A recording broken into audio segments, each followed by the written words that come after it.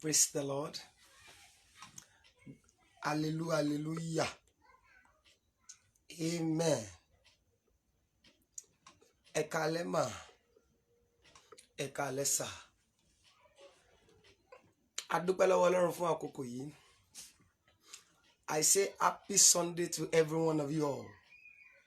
Bí ẹ ti ń wọlé, mo kí yín a kú ìsinmi òní. Àdúrà mi dẹ̀ rèé, a ti ṣèsinmi yìí lórúkọ Jésù, ẹ̀mí wa máa ṣọ̀pọ̀lọpọ̀ láyé. Bẹ́ẹ̀ni, God bless you, my lovely sister, Sister Sewell Aderonke, you're welcome. Sister Motúnráyọ̀, God bless you, ma, you're welcome. God bless you, Motúnráyọ̀ Mercy, God bless you, ma, you're welcome. God bless you. Happy Sunday to you all. Ẹ gbọ́ mi sàmà, mo gbàdúrà. Èyí tó kù kí ọdún yẹn parí. Mo gbàdúrà fún yín dádì àti mọ́mì, ìròyìn ìbànújẹ́ ò ní jáde ńlé yín. Bẹ́ẹ̀ni. Olórí, nobody, God bless you, my lovely sister, you're welcome, ma. Akó àdúrà, nǹkan tó dá mi lójú rèé màsà. Ẹ gbọ́, alágbára tó ní ẹ máa gbàdúrà ni pé ohun tó yẹ kó jáde nínú ayé yín ò ní jáde. Ire ìyanu tó yẹ kó jáde nínú ayé yín pé òun ò ní gbà láàyè kó jáde. Lórúkọ Jésù, alágbára yẹn máa ṣẹ̀sín. God bless you, Sister Victoria Olushola, you're welcome, my lovely sister, you're welcome. God bless you, ma. Happy Sunday to every one of you all. Èmi náà fẹ́ jẹ́ kó kí àwọn èèyàn happy Sunday. So just say it, my people online, happy Sunday to you all. Bẹ́ẹ̀ni, àdúrà wa ti gbà o. Bẹ́ẹ̀ni, because I have been receiving series of testimonies. It has been testimony galore since on Thursday. Especially nígbà tá a gbàdúrà tán tó lúwa ní pé kó tó báyìí, time kan báyìí ìyanu máa ṣẹlẹ̀. Even till this morning, it has been serious testimony. Bẹ́ẹ̀ni, both in Nigeria and all over the world, it has been what? Serious testimony. This is my prayer for you. God bless you, sir. Ayọ̀délé Agbeni, you are welcome, sir. Ẹ ti rà àánú gbà bàbá. This is my own prayer. Before the end of this month, lórúkọ Jésù Kristi, ó máa ní testimony. Yeah. Before the end of this month, by the power in the name of Jesus Christ.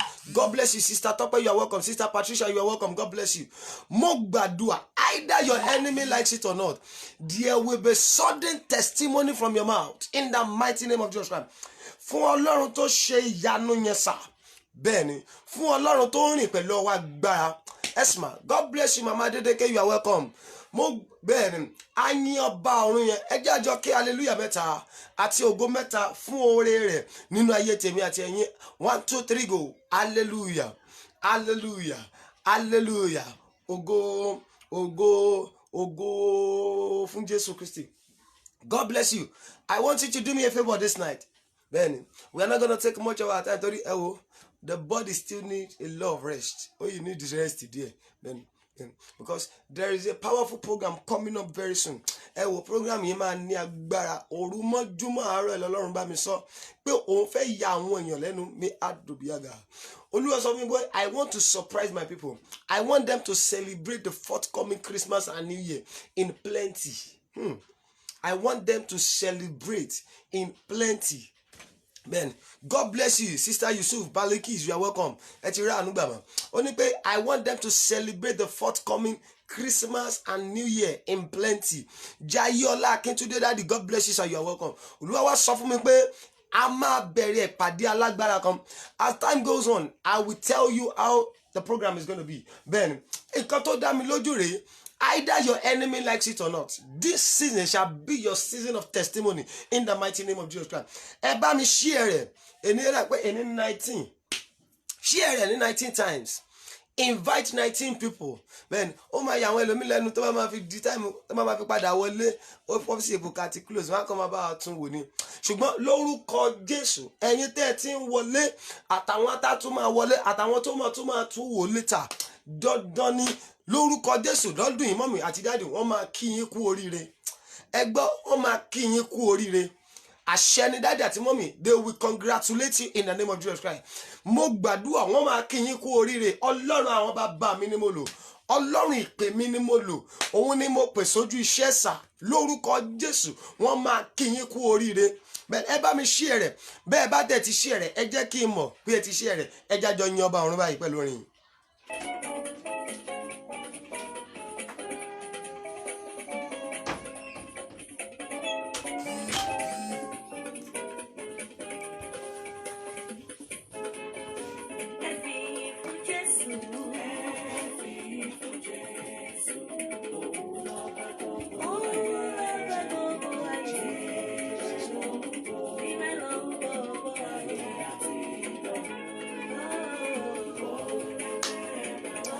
God bless you, sir. Mr. Lasukomi Awoyemi, you are welcome, sir.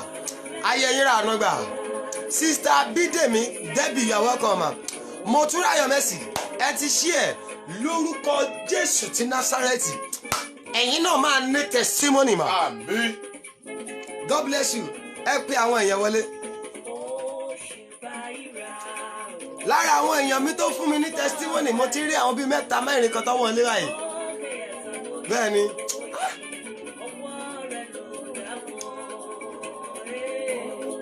Olórí Motúnráyọ̀ Àìná, ó ti ṣe ẹ̀rẹ́ ó ti pé 19.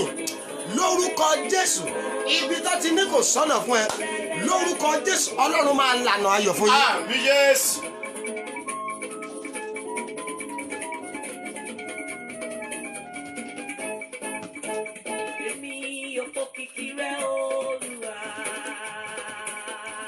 Sister Kíkẹ́ lọmọ Benjamin. God bless you, ma. You are welcome. Happy Sunday to you.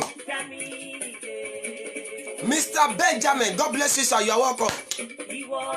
Happy Sunday to you, sir. Long time. Ògo ní forúkọ rẹ̀.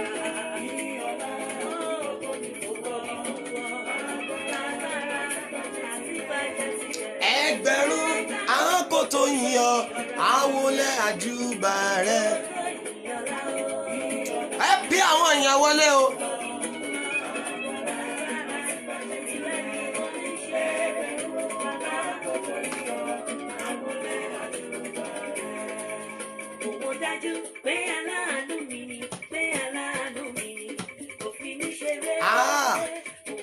Mama Adeleke, ẹlẹ́ti ṣe ẹ̀ 19 times. Lórúkọ Jésù, màmá wọn máa kí yín kú oríire lọ́dún. Amen. Aláàánú mi ni kò fi mí ṣeré.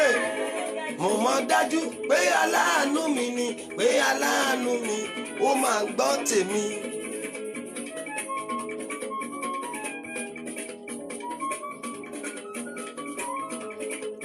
Sister Naomi, you have shared. Látòní lọ sàmà, mo gbàdúrà ìṣẹ̀lẹ̀ kú oríire lórúkọ Jésù ó máa ṣẹlẹ̀ láyé yín. Àmín Jésù.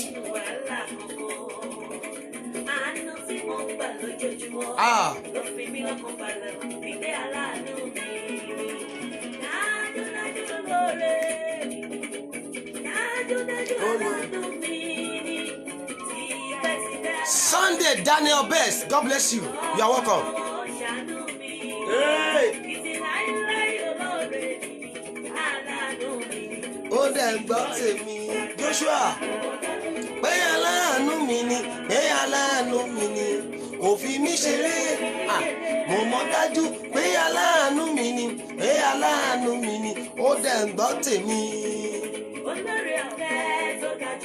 Sister Patricia, I pray for you. Mo gbàdúrà lónìí lórúkọ Jésù ọ̀rọ̀ yín máa di ẹ̀rí. Àmín.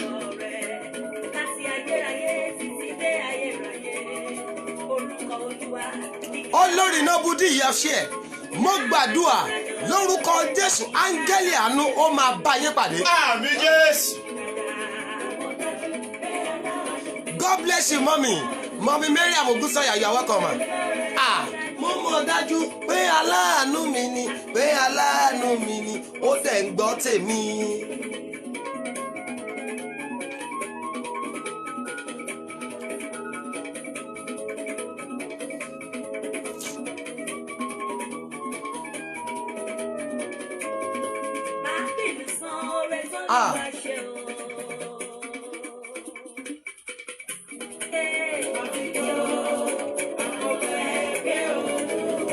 God bless you, sir. Mr. Antonio Gbebo, you are welcome. God bless you. Happy Sunday to you all as you are coming online.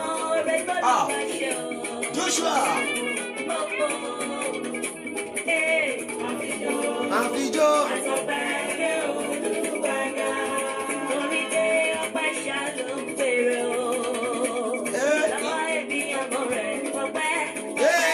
Ọpẹ́ ṣá ló ń bèrè bàbá mi lọ́wọ́ èmi ọmọ rẹ̀.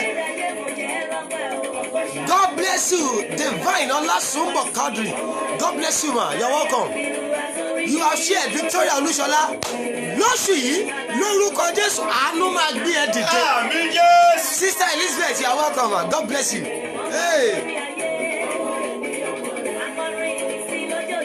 Ọpẹ́ ṣá ló ń béèrè bàbá mi ọwọ́ èmi ọmọ rẹ̀. Bàbá mi ò fọwọ́ kó màmá gómì. Ọwọ́ èmi ọmọ rẹ̀. Àmìgbà tí yóò pọ̀ sórí. Lórí pé kí lọ mú wá. Aláìmoore ni òbí lè sọ̀rẹ́. Orólú mi jìnlẹ̀ orí bọ́ pẹ̀lú adé. Aláìmoore ni òbí lè dúpẹ́. Aláìmoore ni ò ní lè dúpẹ́. Orí bọ́ pẹ̀lú jásí. Ìwà lọ́lọ́run mi bèrè ọpẹ́ ṣá. Kíkẹ́ lọmọ Benjamin lórúkọ Jésù ìwọ náà máa ní ẹ̀rí. Àmín Jésù. Olúwa ṣe wọn lágúnjú. God bless you ma, you are welcome. Láwọn mi ò láwọn èmi ọmọ rẹ̀.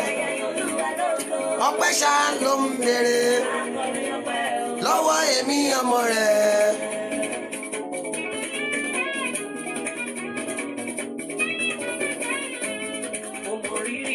Àbá. Jójúà mo mọ rírì rẹ, Ọlọ́run mo mọ rírì rẹ. Ọwọ́ ńlá tó jagun ayé mi mo mọ rírì rẹ.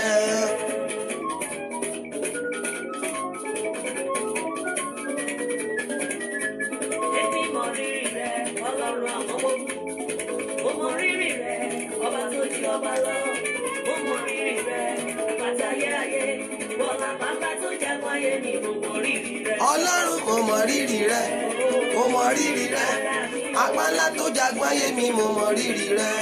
Ogun lójú ọ̀run, Hey. ìwọ ló bá mi ṣẹ́. Ogun lójú oorun, Ojú àlá, tójú àlá. ìwọ ló bá mi ṣẹ́. Yeah. Ogun ènìyàn mímọ́, ìwọ ló bá mi ṣẹ́. Ẹ lọ create watch party. Ẹ ṣí ẹ̀rẹ̀ dáadáa sà. Bọ́lá bàbá tó jagun ayé mi, mo mọ rírì rẹ. Ìwọ tó o bá lè ṣe ẹ̀jú 19 yẹn lọ bá mi ṣe ẹ̀rẹ̀. Apá ńlá tó jagun ayé mi mo mọ rírì rẹ. Jehovah Jireh, Jehovah Nissi, Jehovah Shammah, El Shaddai, Bọ́lábọ́lá tó jagun ayé mi, mo mọ rírì rẹ. Mo mọ rírì rẹ. Ṣé bàbá mo rí rárá? Ọwọ́lá tó jagun ayé mi, mo mọ rírì rẹ.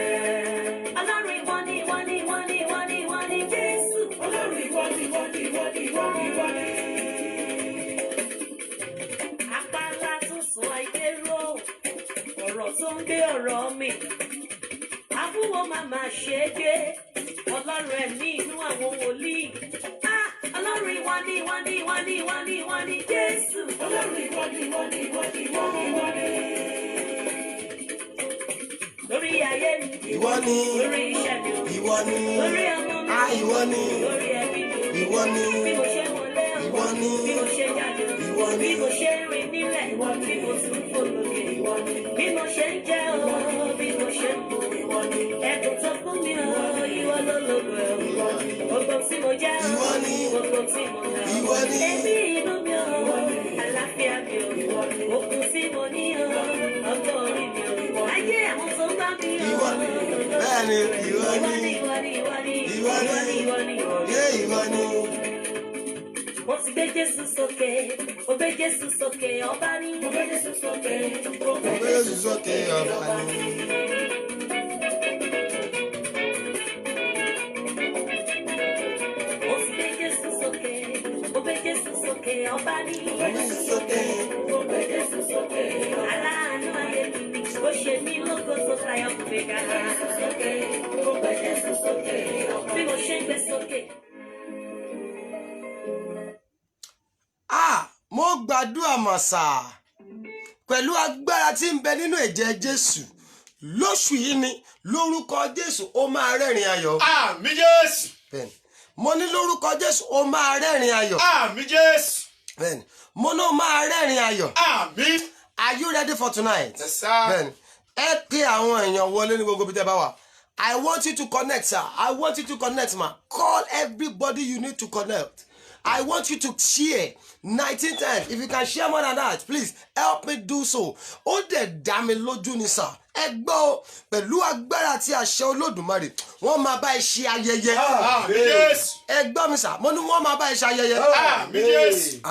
Mo náà máa bá ẹ ṣe ayẹyẹ. Àmín Jésù. Ẹ gbọ́ àwọn tó wà ní ṣọ́ọ̀ṣì lé ní wọ́n rí bí Ọlọ́run ti rìn. Ọlọ́run ìgbà tó stage gan me too I was marvelled. I was surprised by the bẹ́ẹ̀ni tó bá tiẹ̀ ti yé èèyàn ọ̀dọ̀ọ̀dọ̀ èèyàn ìṣọ̀lọ́ mọ́ ṣùgbọ́n Ọlọ́run rìn ní ọ̀nà tó yàtọ̀ ìyanu ojúkorojú dẹ̀ ń ṣẹlẹ̀ ẹgbẹ́ èèyàn yìí ó di àṣẹ sà lórúkọ Jésù Kristi ti Násárẹ́tì ni mo pè látòní lọ ó yá kó lọ rà àánú gbà. Àmín. Mo ní ayé rẹ kó lọ rí àánú gbà. Àmín. Mọ́mì tó ṣe àmì ayé rẹ kó rí àánú gbà. Àmín. Àṣẹ ni ayé rẹ rí àánú gbà. Àmín. Ọ̀rọ̀ rẹ dẹ̀ máa dayọ̀.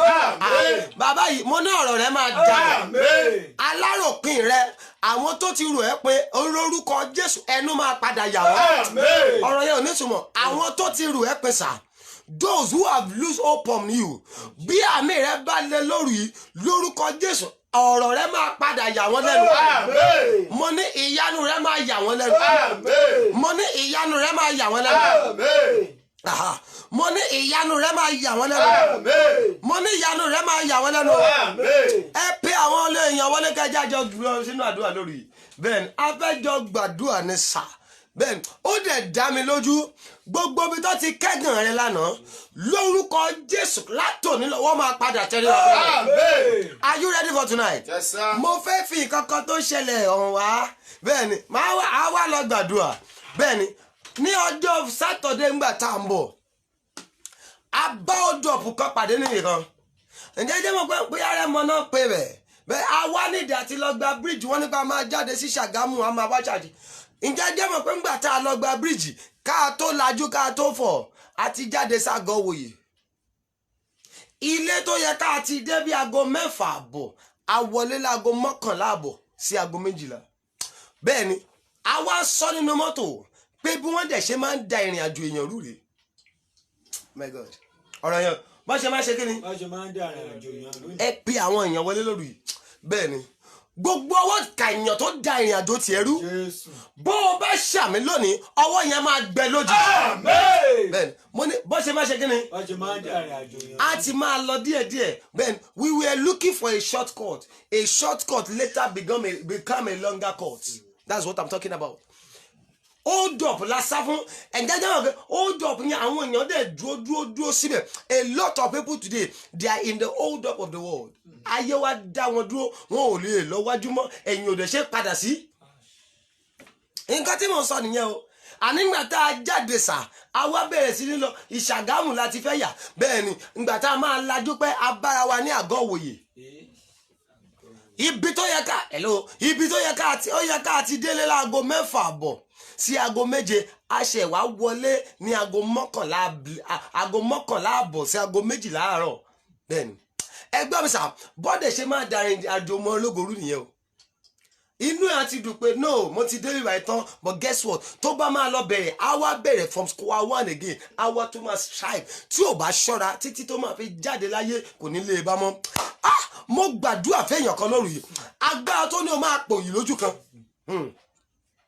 Ẹ̀yin tẹ́ ní ọ̀rọ̀ yìí ni kẹ́ ẹ ṣàmì. Every power that wants you to be merry-go-rounding on the spot. Wà á lọ síwájú tó o bá torí pé o tún padà bára rẹ níbi tó o ti kúrò.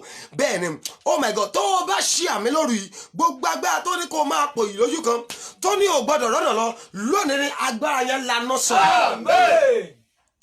Mo ní agbára yẹn lanà sọ̀rọ̀. Àmín. Agbára tó ní kó máa pò yìí lójú kan pé kó máa rọ́nà lọ lónìí ni ó yá agbára yẹn gbéná sọ̀rọ̀. Àmín. Mo ní agbára yẹn máa gbéná sọ̀rọ̀. Àmín. Mo ní agbára yẹn máa gbéná sọ̀rọ̀. Àmín. Ẹnìkan ṣàmì mo ní agbára yẹn lanà sọ̀rọ̀. Àmín. Agbára tó dẹ̀ fílẹ̀ ẹ jẹ́ kó lọ kò gbọ́dọ̀ nísinmi.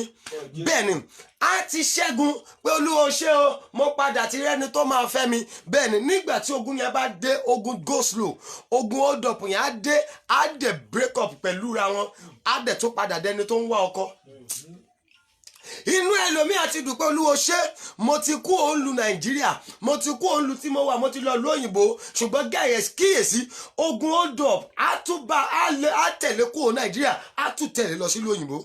Kí là ń pè ní hold up kò lè lọ wájú mọ́ kò lè lọ ẹ̀yìn. Ṣé dèmí yé yín báyìí kò lè ṣe kí ni sà kò lè lọ wájú ó mọ̀ pé tóun bá padà sẹ́yìn òfo ló wà lẹ́yìn. Bẹ́ẹ̀ ni òfo ló ṣe kí ni òfo ló wà lẹ́yìn iwájú rẹ̀ wọ́n ti dá a dúró kò ṣe é lọ mọ́. That is what I'm talking about. Bẹ́ẹ̀ èmi ò mọ hold up òkùnkùn tó mú ẹ báyà lé àbàdo òbíà hold up àwọn ẹ̀mí òkùnkùn níwájú rẹ tó dá ẹ dúró tó jẹ́ káwọn tó ti lọ ṣáájú àwọn tó ṣẹ̀ ń bọ̀ kó tún padà bá ọ kó tún jẹ́ kó fi ẹ́ lẹ̀ sójú kan bí o bá ṣe àmì lórúkọ Jésù iná ká wọn kúrò. Amen. Oh my God. Gbogbo hold up òkùnkùn sà tó dá ayé rẹ dúró sójú kan tó jẹ́ káwọn tó ti ń bọ̀ tó ṣẹ̀ kúrò nílé tó jẹ́ àwọn tó ṣẹ̀ kúrò níbi tó wà tí wọ́n tún bá wọn lójú kan tí wọ́n tún padà fi ọ́ lẹ̀ lórúkọ Jésù iná ká hold up yẹn kúrò. Ẹ mọ̀ ní hold up òkùnkùn á dẹ̀ mú obìnrin bẹ́ẹ̀ ni á rẹwà àwọn ọ̀dẹ̀ níjẹ́ orúkọ ẹ̀dá ẹ̀ ọmọ á dẹ̀ ti 35 á máa 37 á dẹ̀ gbọ́ pé ọmọ 24 ṣe wedding. Ọmọ 24 ṣe kí ni wọ́n dá hold up lẹ̀ fún ni tẹ́ ẹ bá dẹ̀ máa rí sà bẹ́ẹ̀ ni tẹ́ ẹ bá máa padà déwájú ohun tó fa hold up ẹ̀ ní mọ́. That is what ẹ lè máa wọ pé èwo la ọ̀nà míì lolúwa tún gbé yọ lórí yìí o. Go and guess what? Go and check out most of the hold ups in the world. Hold up tó ṣẹlẹ̀ gan lójú ayé bẹ́ẹ̀ bá máa padà déwájú ẹ ní rí nǹkan tó fa hold up èèyàn dẹ̀ lè lo 2 hours símẹ̀ ẹ lè lo 3 hours ní díẹ̀. Bẹ́ẹ̀ náà ṣe ń da ìrìn àjò ọmọ ológo rúṣà hold up òkùnkùn á dẹ̀ mú ọmọ ológo kẹ́ ẹ tó mọ̀ ìgbà tó hold up bá máa ká kúrò ó ti wọ 70. Ìgbà tó hold up máa ká kúrò nǹkan ó ṣe kí ni ọjọ́ alẹ́ ti dé bẹ́ẹ̀ ni nǹkan tí mo sọ nìyẹn o ọjọ́ alẹ́ ti ṣe kí ni sà ọjọ́ alẹ́ ti dé. Hold up tó mú yàn láti 6:30 wọ 1 àbí 2.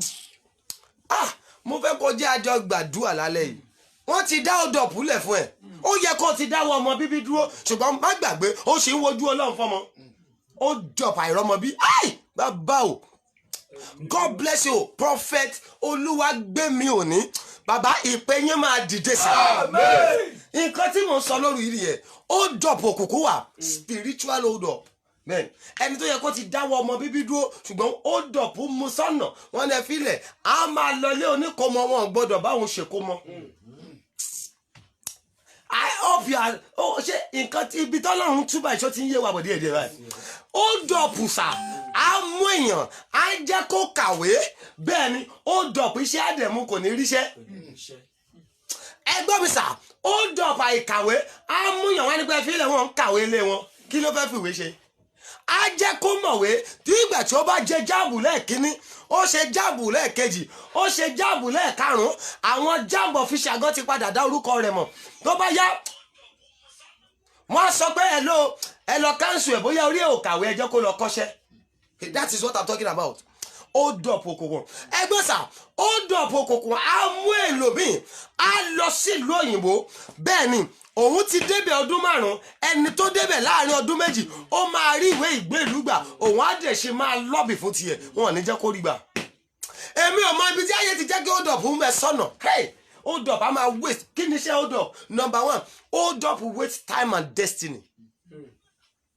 My God spiritual hold up is going to waste time and destiny. Mo sọ fún yín ó yẹ ká délé láago 6 sí 6 àbọ̀ ó yẹ irú time 11:30 yẹ sí tó 12 ó yẹ kí n ti sunrun àkọ́kọ́ ṣùgbọ́n hold up waste time ohun tó yẹ kó o ṣe wọn ní jẹ́ kéèyàn ṣe.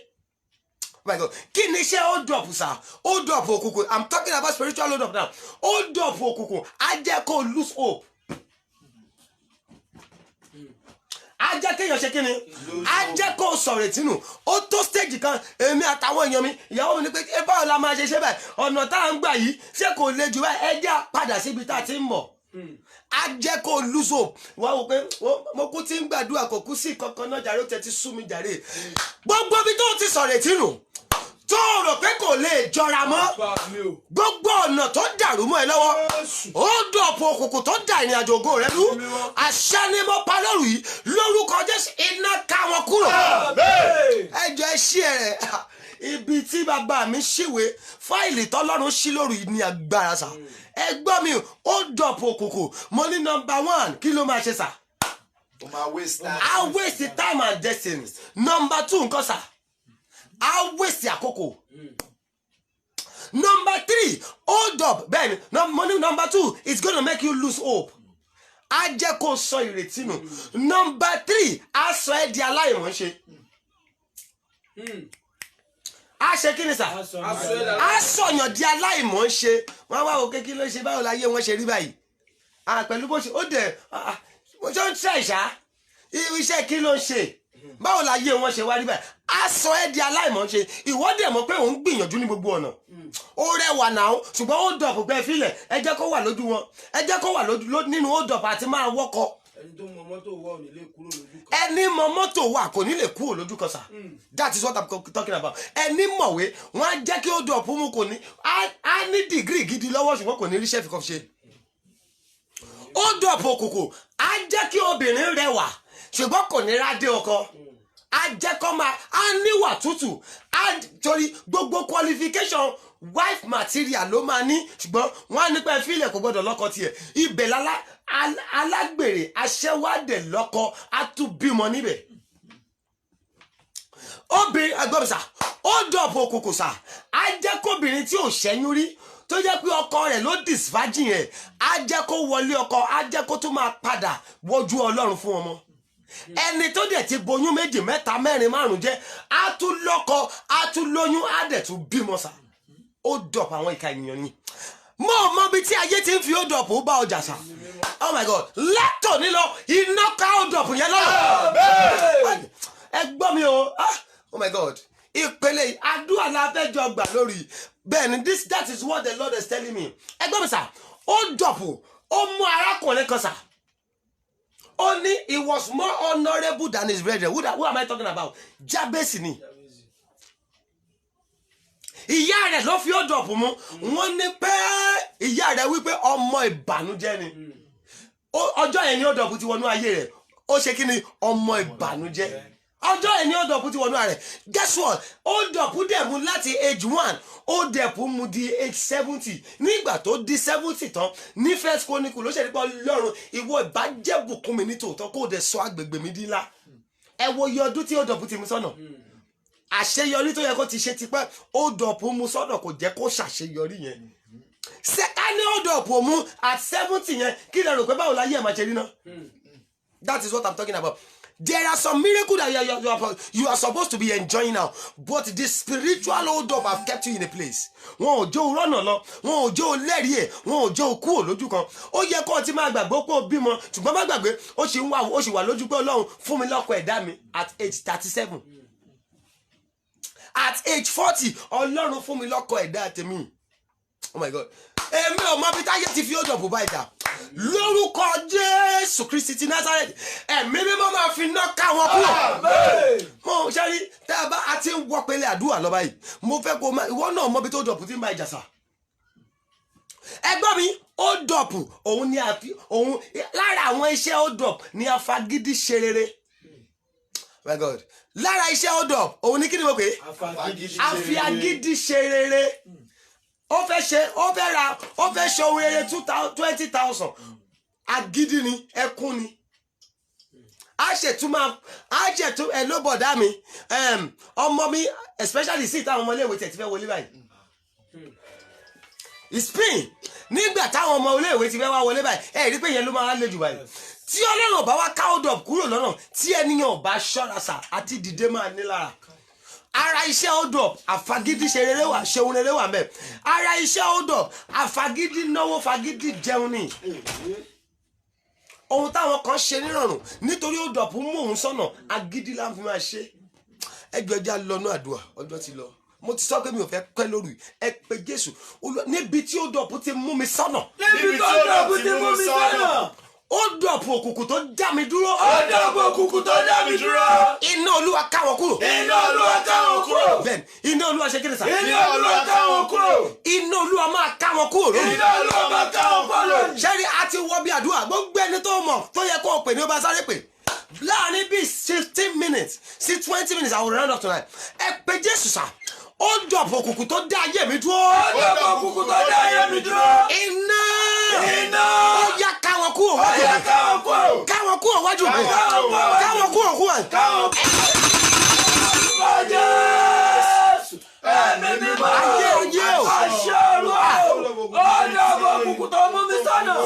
Olúwa ká wọn kúrò.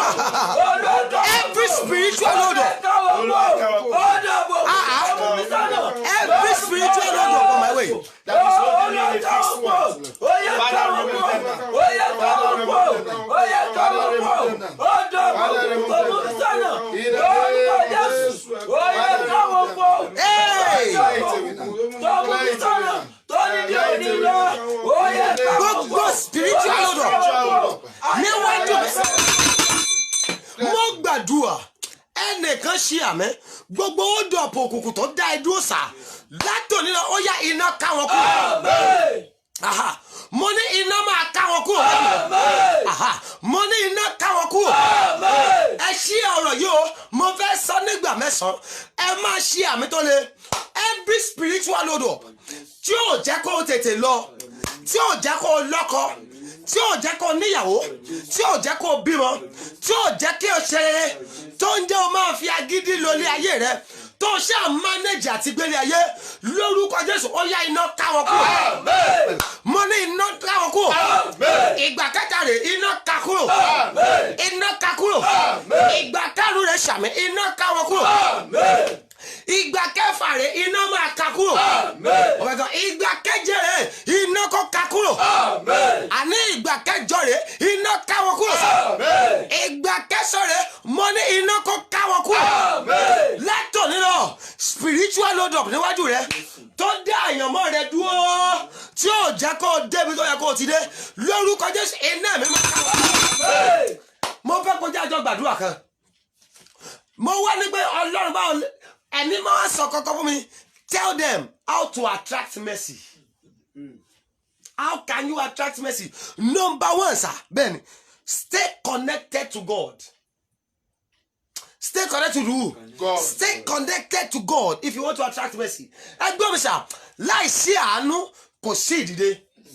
Let me tell you, and I used to tell people, I told my people in church today, program ẹni yẹn ti ní Ọlọ́run ti rìn, ó kọjá ọgbọ́n ènìyàn sà. I told them today, show me a person that don't want a test. They are not ready for testimony. Someone that does not want test. I tell you, they are not ready for a testimony because there is no way you are going to be promoted without a test. God bless you. Bàbá mi nínú Olúwa wòlíì Olódùmarè, Olúwa ṣe ìyè ọlọ́pàá náà. God bless you, daddy. Ìpè yóò ní kùsà. Amen. Kò sí bó ṣe máa spell testimony tí test ò ní kọ́kọ́ wáyé. That means láìsí ìdánwò kò sí ìkógun. Láìsí bẹ́ẹ̀ ni lẹ́yìn tá a bá dún èèyàn wò tán ìgbà yẹn ló máa da ṣẹ́gun sà. Èyí tó burú jù ni pé kó o ṣubú sínú ìdánwò. Mo máa ń sọ kọ́kọ́ sà, àdúrà Olúwa kan ó sọ pé bàbá gbà wá lọ́wọ́ bìlísì. Ó ní má fà wá sínú ìdánwò ṣùgbọ́n ṣe kí ni gbà wá lọ́wọ́ bìlísì bí. Mo máa ń sọ kọ́kọ́ má fà wá sínú ìdánwò ó sàn ju gbà wá lọ́wọ́ bìlísì. That's what I'm talking about. Show me someone that does not want a test, that does not want test. I am telling you, that person is not ready for a testimony. Kò sí bí ọmọléèwé ṣe máa ré kọjá lọ SS1 àbí SS2 tí ò ní ṣe test. A ṣe exam tó bá pass ìgbà yẹn ló máa cross over. Bí ò bá pass, a repeat class yẹn ni. Èmi ò mọ ìdánwò tó wà níwájú rẹ. Gbogbo ìdánwò tó dá ọ dúró, gbogbo ọ̀nà tó ti rí ìdánwò tí ò jẹ́ kó lọ lórúkọ Jésù, ó máa pass ìdánwò. Let me tell you, gbogbo èèyàn ló ní time tiẹ̀. When your time is not ripe, don't come out. If you appear when it is not your own time, I tell you, you will disappear in the fade of time. Tó o bá jáde nígbà t'Ọlọ́run ò tí ì ní o jáde, bẹ́ẹ̀ ni àwọn ìyanu mi kan wà sà. Ó yẹ kó o ti máa rí àwọn ìyanu yẹn. Ìwọ on your own human knowledge. Ó wò pé ní ó yẹ kí ti máa enjoy ilé. Ó yẹ kí ti rí ìyanu ìgbà. But Ọlọ́run wò pé tí bá ṣe ìyanu yìí fún ẹ, wọ́n máa padà fi sọ òun lẹ́nu. Ọ̀rọ̀ yẹn ò yé yín. Ó yé mi. Ọlọ́run wò pé tí n bá ṣe ìyanu yìí fún ọmọbìnrin yìí, tí n bá ṣe ìyanu yìí fún arákùnrin yìí, ó máa padà fi sọ mí lẹ́nu nítorí kí nìdí ọ̀tá tó yẹ kó kú ètí ìkú bọ́ bá dẹ̀ fún ẹ ní ìyanu yẹn sà gbàgbé ẹ̀ àwọn ọ̀tá yẹn wọ́n máa borí ẹni yẹn wọ́n á dẹ̀ pa lẹ́sẹ̀kẹsẹ̀. Mọ́tò kẹ́lúkẹ́lú ló sì ń lò ó sì ń bóyá kí lórúkọ àwọn mọ́tò tó wà ń gbòòrò náà bóyá Mercedes ó bóyá mọ́tò kékeré kan ló yìí ń lò ó wá ní Ọlọ́run I want you to change this motor for me I want a cross store àbírú mọ́tò tí mo like Venza àbí ES 350 bóyá mọ́tò yẹn ló wá lọ ń bèrè fún Ọlọ́run dẹ̀ wò pé bí n bá lọ fún ọmọdé yìí ní mọ́tò yìí àwọn àjẹ́ ilé wọn máa tún ṣe wọ́n dẹ̀ pa lẹ́sẹ̀kẹsẹ̀ nítorí ẹni tí a fẹ́ kó jẹun tó wá lọ ra mọ́tò tó lọ ra Venza tó lọ ra ES ẹjẹ́ àmú ẹ̀mí ẹ̀ kúrò lẹ́sẹ̀kẹsẹ̀ ògo tó yẹ kó lò wọ́n níjọ́ òlò. So gbọ́ mi sà, God has a particular time for your lifting. Máa gbàdúrà, gbọ́ mi sà, mo máa ń sọ fún àwọn èèyàn mi, àdúrà dàbí àjọ ni. Ọjọ́ tó o bá máa kọ, ó máa yà ẹ́ lẹ́nu pé no, kí ni mo béèrè? Mi ò béèrè eléyìí tí mo rí, mi ò béèrè ìyanu eléyìí, hello, ó ti gbà sẹ́yìn náà ṣe ń fún ẹ lónìí. But a lot of people, they cannot wait for the test of time. Torí ẹ máa rí wọ́n máa ń pè kankan nígbà táwọn school, bóyá economics ni àbí, wọ́n máa ń pè kankan ní garbage in, garbage out. Bó ṣe jáde, kẹ́ ẹ tó wọ̀ tó wò sí, within the space of 3 months, wọ́n ti padà gbà yanu yẹn lọ́wọ́ ẹ̀. Nítorí pé kò fara balẹ̀ fún àkókò Olódùmarè. Ẹ gbọ́ mi sà, when Jesus was still in the world, gbọ́ mi, nígbà tí ò tí ì 30 kò bẹ̀rẹ̀ iṣẹ́ ìránṣẹ́. At the time of Joseph, ìgbà tí ò tí ì 30 kò dépò prime minister sà. Ìgbà ayé Sọ́ọ̀lù, nígbà tí ò tí ì 30 kò débi tó yẹ kó dé sà. David sà, nígbà tí David ò sí pé 30 kò padà jọba. Nítorí pé let me tell you, if you are not up to 30, you cannot get to, tó o bá tí pé 30 o lè tí ì dìde. Kí ni mo sọ? Kì í ṣe 30 ọjọ́ orí tí ò bá tí tó àkókò Ọlọ́run, ó máa dàbí pé èèyàn ń gbàdúrà ni, ó máa dàbí pé èèyàn ń waste time ni, ó máa dàbí pé kí ló ṣẹlẹ̀ gọ́ṣẹ́ mi nìkan ni hello, nítorí ò tí tó ọmọ, ò tí pé 30 ni. Kí ló túbọ̀ sí? Nítorí kò tí tó àkókò tọ́lọ́run fẹ́ gbé o jáde. If you shine where you are not supposed to shine, you will fade up at the place of time. Ẹ jẹ́ jájọ́ gbàdúrà. How can you attract what? Mercy. I say number 1, stay connected to God. Number 2, genuine repentance. Genuine repentance. Number 3, because of our time, obedience to God's instruction. And number 4, always show mercy to others. For the merciful, I will show mercy. Àwọn mélòó ló ń ṣàánú fún? How many people are saying, sir, God bless you? Every week. How many people are saying, mommy, God bless you? Benny, every week. Benny, no matter how small it is, ó lè jẹ́ ìránṣẹ́ Ọlọ́run, ó lè jẹ́ aláìní anywhere, ṣùgbọ́n gbìyànjú kó rí pé ó gba God bless you lọ́sọ̀ọ̀sẹ̀. Ó lè máa sọ pé àìkọ́ pẹ̀lú ọwọ́ mi. Nínú ìkan tó kéré yẹn, Ọlọ́run lè ṣàánú fún ẹ. Ọmọkùnrin kan ló lọ sọ́dọ̀ ìránṣẹ́ Ọlọ́run kan lọ́jọ́ kan. Èló ló fi sínú envelope? 500 naira. Ó dẹ̀ fi sínú envelope. Ó fún dáàdì. Nígbà tí dáàdì gbàdúrà, ó gbàdúrà pé gbọ́ báyìí ni Olúwa Ọlọ́run wí, ọ̀nà tó dímú ẹ, mo sọ̀rọ̀ àṣẹ látòní lọ, ọ̀nà yẹn bẹ̀rẹ̀ sí nílà. Nígbà tí dáàdì máa já, ó jẹ́ 500, inú bàbá yẹn dùn. Kí nìdí? Nǹkan tí a lot of Christians are doing mistake on nílé yìí. Báwo kó ti kéré jù? 500, báwo mo ṣe fẹ́ ṣe? Ó ti kéré jù. 1,000, 10,000, ó ti kéré jù. Bàbá is worth more than this. Ìwọ ṣe kò jẹ́ k'Ọlọ́run lànà. Èṣù ló máa ń ṣiṣẹ́ yẹn sà. Á jẹ́ kó mú nǹkan kékeré yẹn, á jẹ́ kó fi tilẹ̀kùn mọ́ nǹkan ńlá tó yẹ kó wọlé. Bàbá yẹn inú ẹ dùn nítorí kí nìdí? Àárọ̀ tí bàbá yẹn jí àtìyàwó àtàwọn ọmọ mẹ́ta tó ní, kò sí owó, wọn ebi dẹ̀, àwọn ọmọ tí ń pariwo pé daddy we want to eat. Ẹni ẹ̀dẹ̀ fún wọn 500 naira. Ǹjẹ́ jẹ́ mo kí 500 yẹn ó dàbí 5,000 níwájú bàbá yẹn ni. Ẹsẹ̀kẹsẹ̀ ló fún àwọn ọmọ, ó yẹ sáré lọ wá nǹkan jẹ káwọn ọmọdé ti èsì jẹun. Ǹjẹ́ jẹ́ mọ̀ pé láàárín ọjọ́ mẹ́ta wọ́n fún arákùnrin yẹn ní contract worth 4.5 million naira.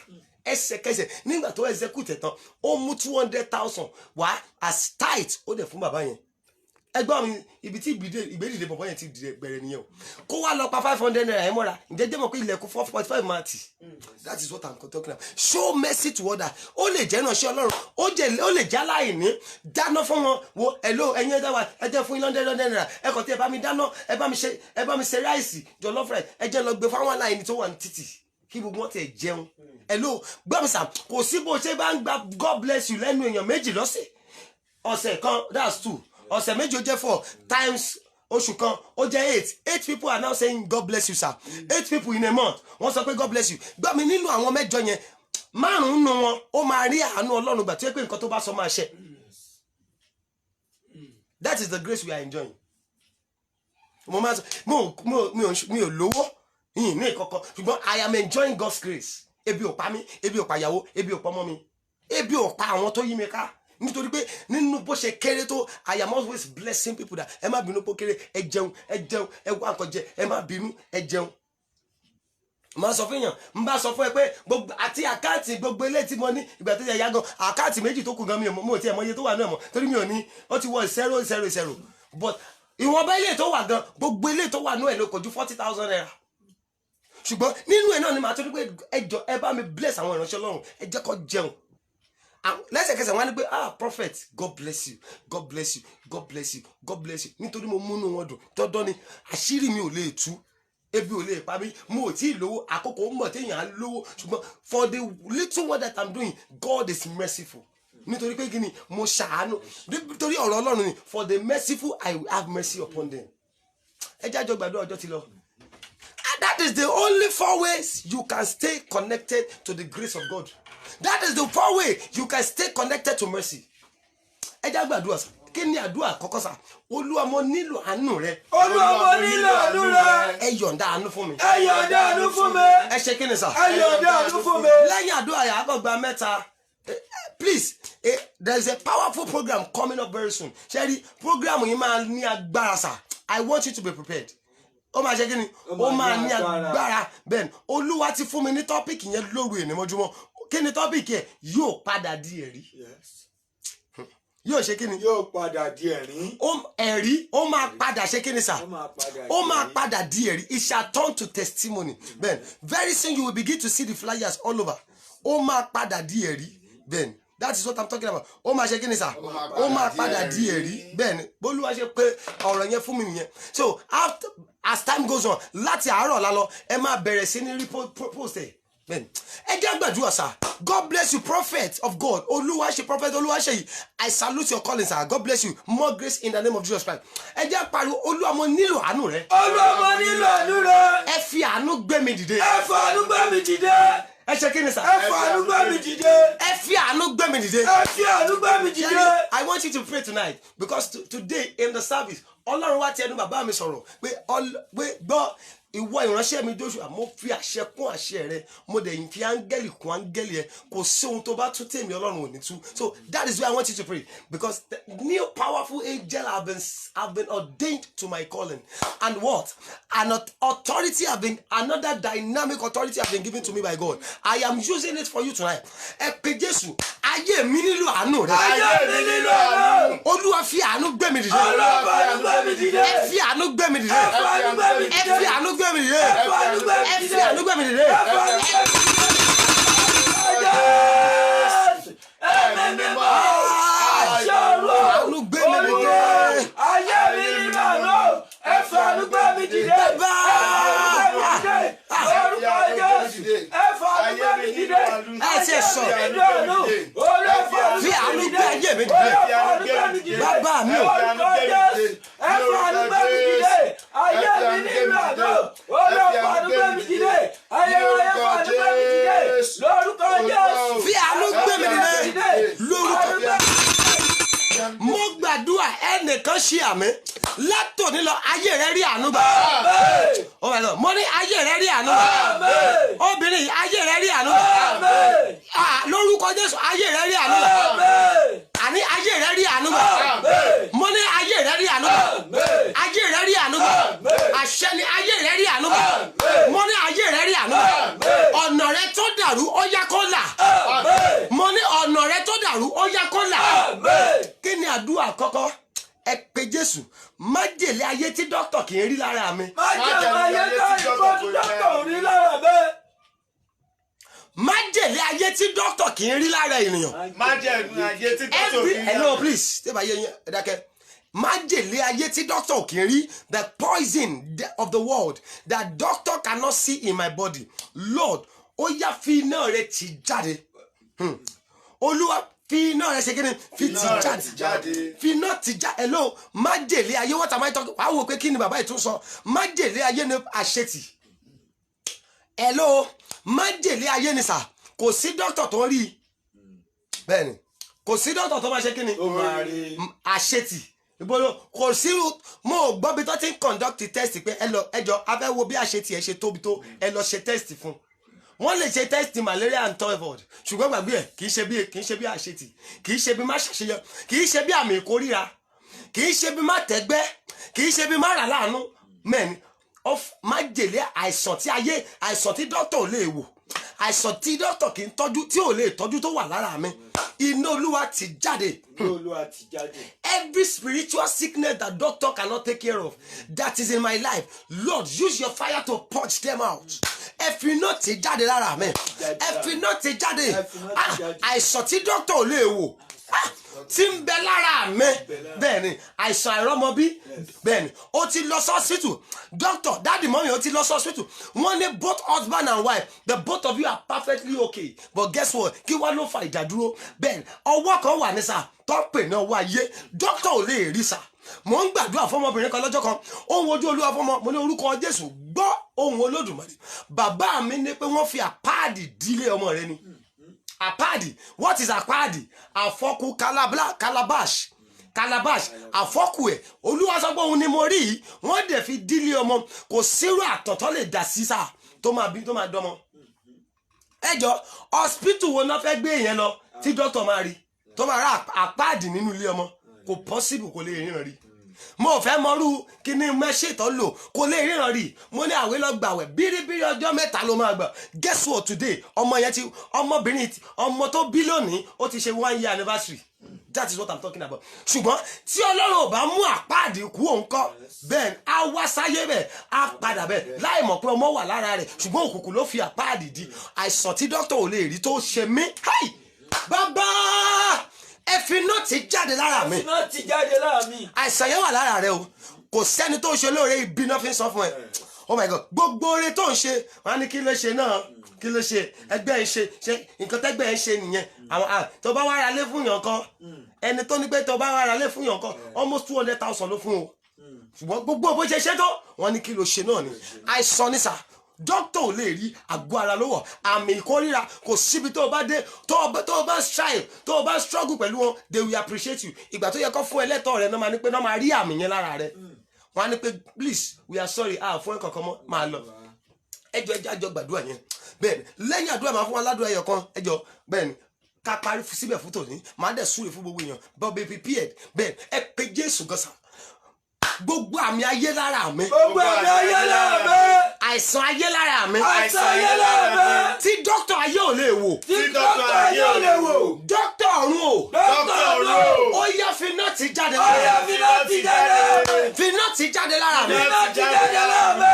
finá ṣe kí ni sà. finá ti jáde lára mi. àìsàn ayé tí dókítà ò lè wò. àìsàn ayé tí dókítà ò lè wò. tí ń bẹ lára mi. tí ń bẹ lára mi. iná Olúwa. iná Olúwa. lè jáde lára mi.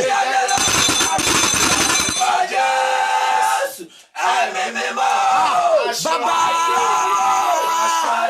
àìsàn ayé dá wà lára mi tí dókítà ayé ò lè wò in the name of Jesus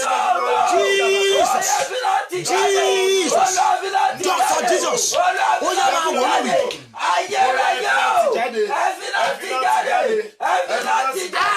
Ẹ̀fínà ti jáde lára mi. Jésù Olúwa wá ẹjọ́ jẹ́ gbàdúrà kejì ibi tí orúkọ àti àwòrán mi wọ̀ fún ibi. ibi tó orúkọ mi àtàwòrán mi wọ̀ fún mi. Ó yá ẹ máa laná sọnù. ó yá ẹ máa laná sọnù. Wherever my name and picture have gotten to for an evil purpose, Lord, let the fire of the Holy Ghost destroy such places. Iná labẹ̀ kọjá. iná labẹ̀ kọjá. Iná ṣe kí ni sà. iná labẹ̀ kọjá. Bẹ́ẹ̀ni ibi tí orúkọ mi àti àwòrán mi wọ̀ fún mi. ibi tó orúkọ mi àtàwòrán mi wọ̀ fún mi. Lórúkọ Jésù iná kọjá lọ́bẹ̀. iná kọjá lọ́bẹ̀. iná kọjá lọ́bẹ̀. Ó yá labẹ̀ kọjá. Iná Olúwa labẹ̀ kọjá. Iná Olúwa labẹ̀ kọjá.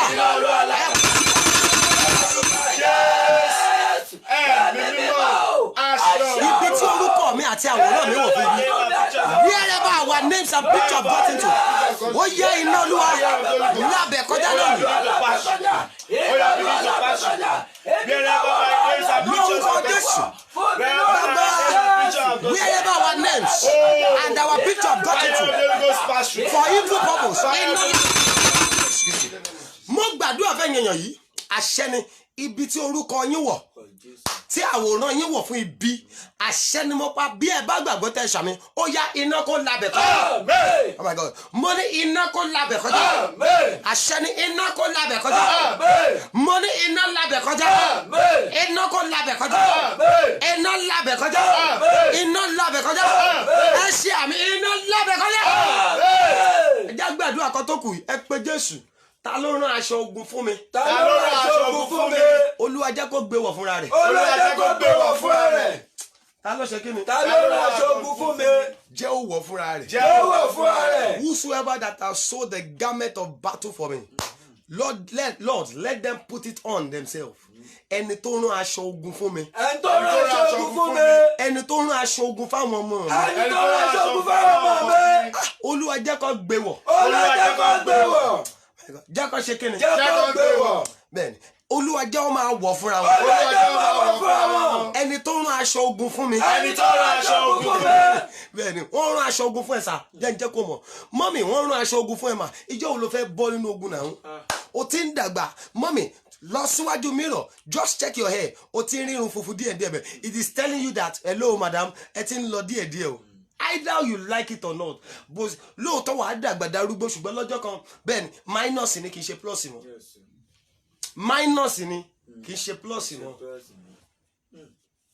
hello minus ni o kì í ṣe kí ni mo máa ráwọn èèyàn wá ní pé I am +1 but truly you are +1 I can tell you it is minus ó ń jẹ́ kó mọ̀ pé ọjọ́ tó máa lò lórílẹ̀ alààyè kò tó nǹkan tó ti ń lò bọ̀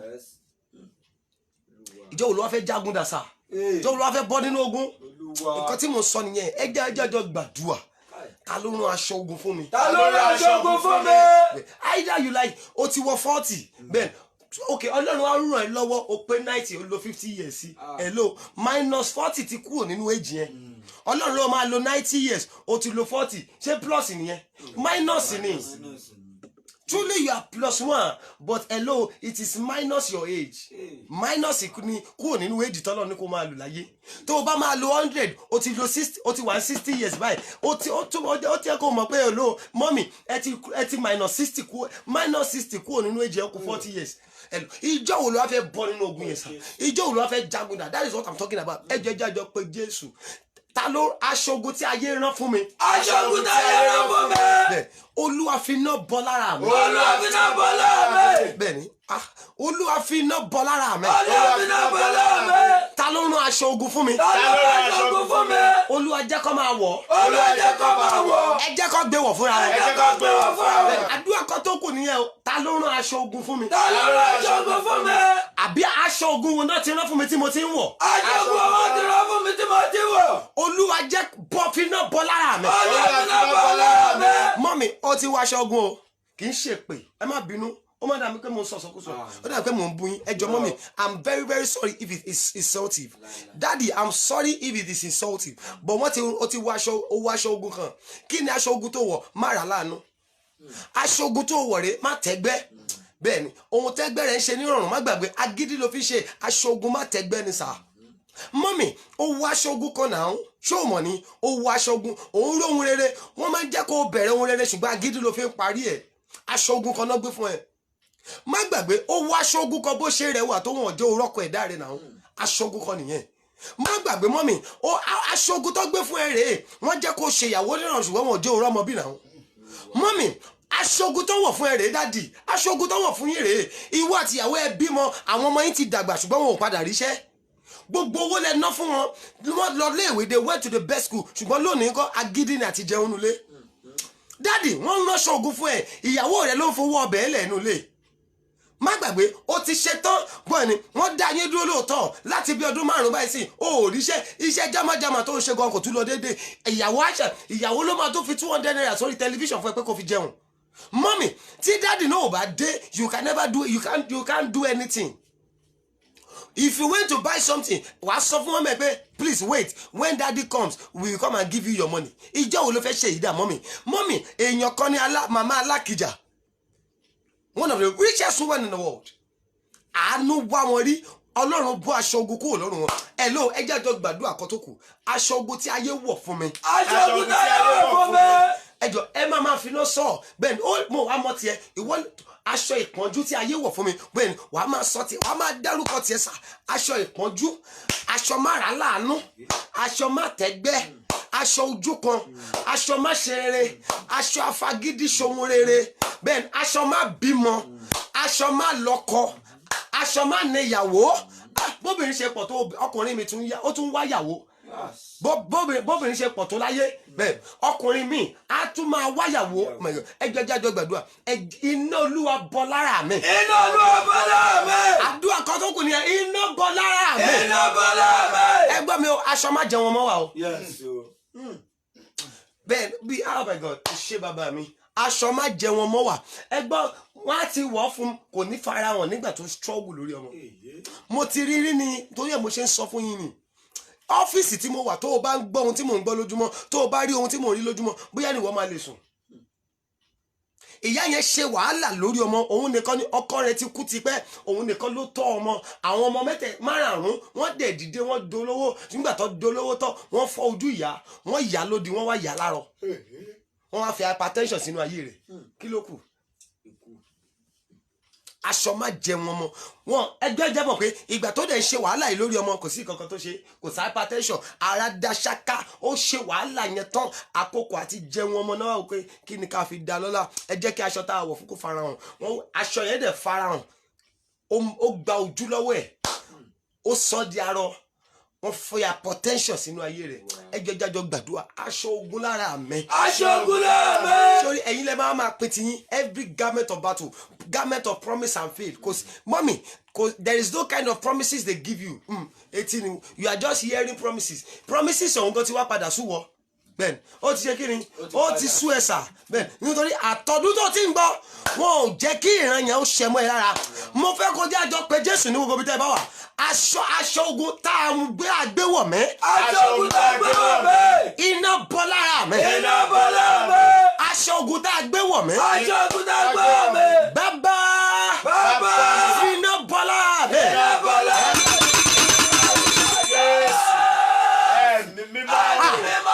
Ayé o aṣọ ogun lára sórí ìwọ ni wọ́n máa sọ báyìí every garment of promise and faith garment of failure garment of stagnancy garment of promise and faith garment of backwardness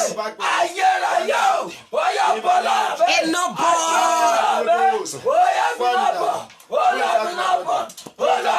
iná bọ́ lára mi lórúkọ Jésù iná bọ́. Mo gbàdúrà bẹ́ẹ̀ni ọ̀rọ̀ àṣẹ náà rèé gbogbo aṣọ ogun tá a gbé wọ̀nyí èyí bí dá kàbáàlì ẹ̀bà aṣọ ogun tá a fi tó wà lọ́rùn rẹ̀ aṣọ ogun tá a gbé wọ̀ ọ́ tí ò jẹ́ kó bẹ́gbẹ́ pé tó ń jẹ́ kó wo àwọn kó oh my God ó ṣe Ọlọ́run bàbá mi ní sọ báyìí aṣọ ogun tó jẹ́ kó máa wo ìran ọmọ ológo ṣùgbọ́n tí wọn ò rí ìran tiẹ̀ wò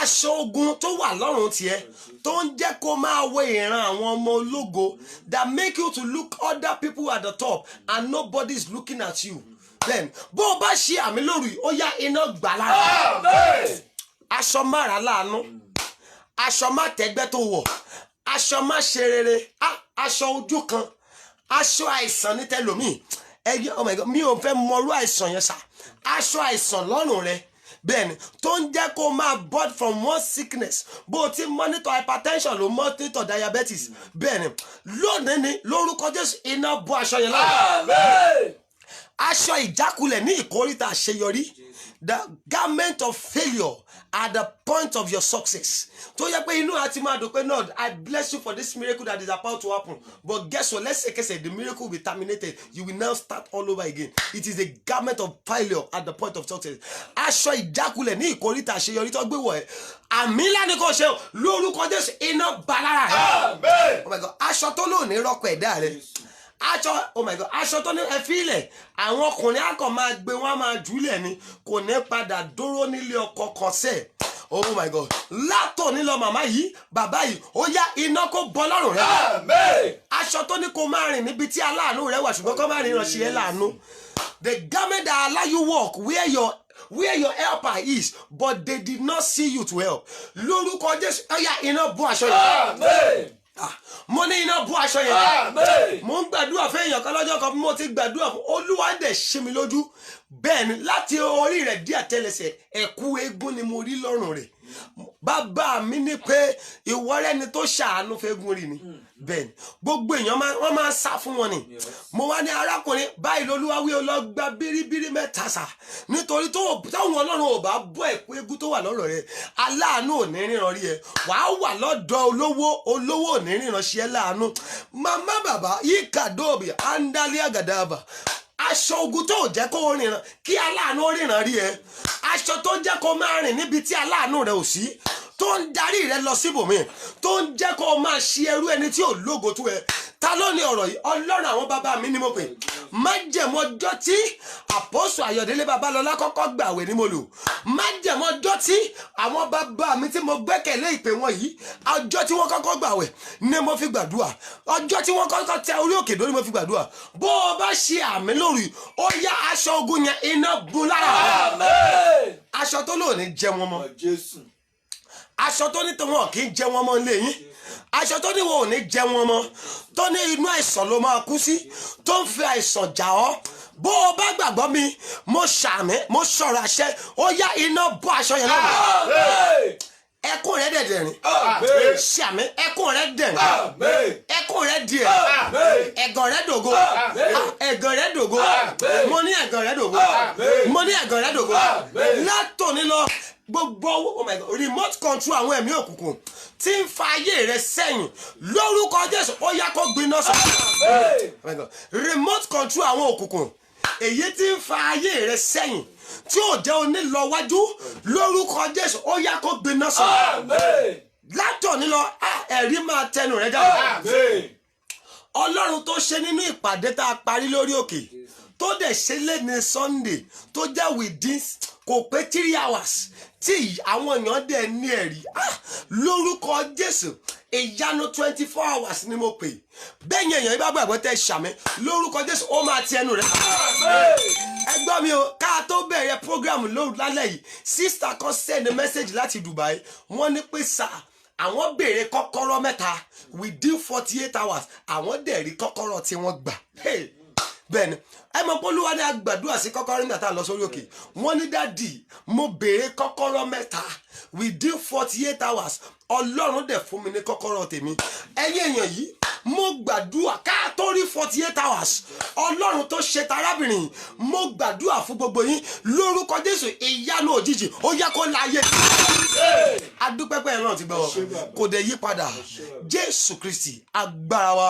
Àmín. Àmín. Àmín lórúkọ Jésù. God bless you, sir. God bless you, ma. Okay. I appreciate every one of you. Ẹ káalẹ́ ma, ẹ káalẹ́ sir. Ẹ má bínú. Ara àgọ́ yẹn sì nílò rest. Then, the trip was so powerful. And number 2, we thank God for safe trip. We thank God for the prayers. All I know, that is, I'm sure of. Gbọ́mi, before the end of this month, I will receive your testimony. That one is very, very certain. Before the end of this month, gbogbo ẹ̀yin tẹ́ ń wò mí yìí, gbogbo ẹ̀yin tẹ́ ó tún máa wò mí, Ọlọ́run ni mo pè. Èmi ò ń ṣe oníṣẹ́ ìyanu kò sí kankan tí mo mọ̀, nǹkan tí mo lè ṣe náà lélẹ́yìí tí mo ṣe. Ọlọ́run ló ń dáhùn àdúrà, ṣùgbọ́n nǹkan tó dá mi lójú rèé, kóṣù yìí tó parí, Ọlọ́run máa jẹ̀mú ìpè àwọn bàbá mi ni mo lò. Àdàbí tí ń bá tẹríba fún ewì àti egbò, àdàbí tí ń bá fi iṣẹ́ Olúwa lu jìbìtì, àdàbí tí ń bá yọ ajúlé kiri, mo gbàdúrà kóṣù yìí tó parí ẹ̀yin èèyàn wọ̀nyí ẹ máa pè mí fún testimony. Amen. I appreciate you. Mo dúpẹ́ lọ́wọ́ gbogbo yín lórúkọ Jésù ọ̀rọ̀ yín dayọ̀. Amen. Thank you for watching tonight. Then I remember your humble Prophet Joshua Oni. That's me, Prophet Joshua Oni. Subscribe to my YouTube page, Prophet Joshua Oni. That's my YouTube page. And my prayer number remains the same. It's 08039462147. It's 08039462147. And ìwọ náà lè tó ní àbápín pẹ̀lú ìpàdé tí ó ń lọ lọ́wọ́ ní church. Bẹ́ẹ̀ni, sorry, next week here I'm a stream live. Bẹ́ẹ̀ni, ṣùgbọ́n tó bá wà ní Nigeria, tó bá wà within Lagos, you can join us on Sunday. Bẹ́ẹ̀ni, but ẹ̀yin tẹ́ wà labroad, don't worry, I'm a stream live. tó yẹ pé gbogbo yín máa wò ọlọ́run tó fún àwọn èèyàn ṣọ́ọ̀ṣì lénìí ní testimony pàjáwìrì ọlọ́run tó ti fún àwọn kan ní ẹ̀yin kan ní online ní testimony pàjáwìrì gbogbo yín lórúkọ Jésù ẹ̀yin náà máa ní ẹ̀rí tó le.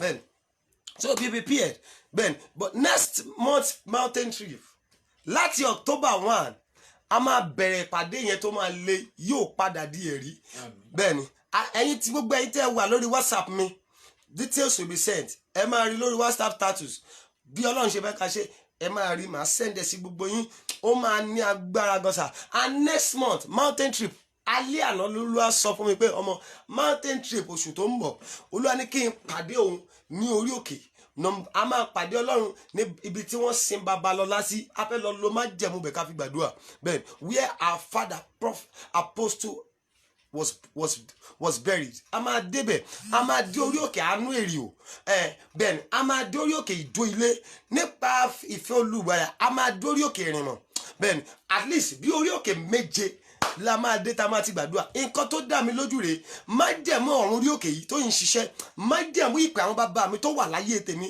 lórúkọ Jésù àdúrà yín ó máa mú lọ sí ilé ìṣẹ mo ní ó máa mú àdúrà yín lọ sí ilé àṣẹ ẹ dẹ̀ máa lẹ́nu ọpẹ́ God bless you sir God bless you ma ẹ wo ẹ jẹ́ tó jẹ́ kẹ́ ẹ mọ̀ gangan October 1st ibi tó bá wà lẹ́kọ̀ọ́ jọ jẹ́ ká jọ pàdé ó máa lágbára sà bẹ́ẹ̀ ni láàrin October 1st is coming online you will see the flyer very soon October 1st from 7 to 10 a.m. in the morning ní October 1st wọ́n níjọ́ Thursday ló bọ́ sí ibi tá a ti ṣe program lẹ́nu ní church lọ́lọ́wọ́ àti rí ká gbàdúrà pé kí gbogbo èèyàn pàdé òun ní October 1 7 to 10 a.m. bẹ́ẹ̀ ni láàárọ̀ tá a bá dẹ̀ ń bọ̀ olúwa ní ká ra flag Nàìjíríà kékeré yẹn àwọn kékeré tó máa ń ta yẹn Nigerian flag kí ni àdúrà tá a fẹ́ wá gbà olúwa lórílẹ̀‐èdè Nàìjíríà fi àyè gbà mí kémi náà ó dìde bẹ́ẹ̀ni lórílẹ̀‐èdè yìí kí Ọlọ́run ṣe kí ni kó fàyè gbà mí kí n dìde let me tell you a lot of people kò dìgbà tó dé lóyìnbó wọ́n ti make Nàìjíríà yìí that is what I'm talking dandan ni lórílẹ̀‐èdè Nàìjíríà tájọ wà yìí lórúkọ Jésù ẹ̀yin bàbá àti màmá tẹ̀ ń wò mí ẹ̀yin náà máa ṣe rere mọ́ so October 1st is going to be a great time in God's presence ben so mo ti ń jẹ́ kẹ́ tètè mọ́lẹ̀ wọ́n ní Thursday ló bọ́ sí bẹ́ẹ̀ so ẹ jọ ẹ máa ra flag Nàìjíríà ẹ máa rà á wá òun la fẹ́ fi jọ gbàdúrà dandan ni nínú orílẹ̀-èdè Nàìjíríà ìwọ náà máa ní ìtàn rere mẹ́ I appreciate you mo dúpẹ́ lọ́wọ́ gbogbo ẹ̀yin tó lọ́run lò fún mountain trip tá a ti lọ tá a ṣe dé yìí lórúkọ Jésù títí láì ọwọ́ yóò ní kọ̀sálẹ̀ àpò lọ́run lò fún epo lọ́run lò fún àwọn ìránṣẹ́ lọ́run láti break láti ṣe gbá láti ṣàwo láti ra epo sí mọ́tò táyà gan tó Ọlọ́run ló rọ wá Ọlọ́run tó jẹ́ mọ́tò tá a lò lọ Ọlọ́run tó jẹ́ kí táyà fọ́ lórí eré it has been God's grace so I appreciate every one of you lórúkọ Jésù títí láì Ọlọ́run á máa bá mi ṣàánú fún yín oh my God Ọlọ́run á máa bá mi ṣàánú fún yín so God bless you sir God bless you ma so as the time goes on tí program bá ti fẹ́ máa dìde bọ̀ I will let you know ben but ẹ má gbàgbé every Friday Saturday and Sunday we are always online 8 p.m. Nigerian time God bless you sir God bless you ma tí Ọlọ́run bá dẹ̀ fi tọ́ ẹ lọ́kàn pé prophet ẹ má bínú èmi náà ní nǹkan kékeré tí mo fẹ́ fi ṣàánú ẹ jọ ẹ fún mi lákàndínlẹ̀ sí you can call the contact that has been given to you well 0039462147 you can call me then tí n bá gbé pm á gbé wọn bá yín wọn fún yín necessary details ẹjọ ẹ má bínú tẹ bá dé pété àtètè gbé ó ṣeéṣe kó já bísí ń gbà yẹn ẹjọ tí Ọlọ́run ẹ má bínú a máa padà pè yín God bless you sir God bless you ẹ oorun wà lójú yẹn ẹ má bínú ẹ já lọ sùn God bless you ẹ ṣé gan mo dúpẹ́ lọ́wọ́ gbogbo yín ayé yín máa rí àánú gbà I love you all with the love of God hallelujah mẹ́ta àti ògo mẹ́ta hallelujah hallelujah hallelujah ògo ògo ògo èmi Joshua lẹ́rí kan èmi Joshua gangan lẹ́rí ẹ jẹ́ àwọn márùn tó máa táàpù èmi lẹ́rí kan kí tó kọ̀ tí ẹ jàre èmi gangan lẹ́rí kan èmi Joshua lẹ́rí kan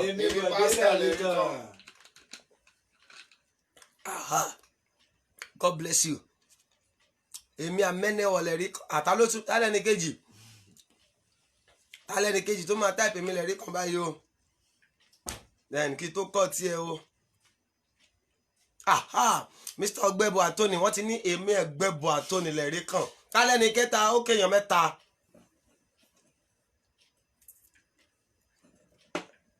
tálẹ́ni kẹta tí kí n